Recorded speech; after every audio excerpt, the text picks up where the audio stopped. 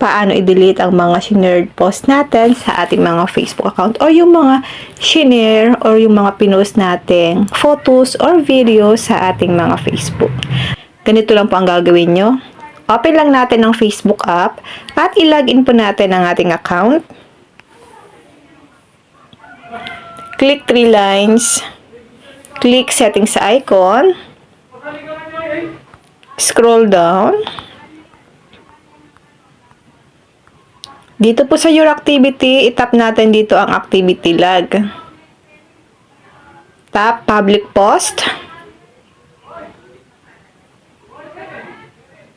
At dito guys, lalabas dito lahat ng mga pinost natin, lahat ng mga shared post natin sa ating Facebook. So, itap lang natin ang all. So, magkakaroon siya guys ng check marks. So, yan po yung madi-delete sa ating Facebook kapag meron pong mga check mark. Then, itap nyo po yung trash. Tap nyo po yung move to trash. So, madi-delete yan guys permanently after 30 days. Halimbawa naman guys, meron kayo ditong ayaw nyong i-delete. Itap mo lang po ito guys, check mark, para hindi siya guys makasama. Ganyan.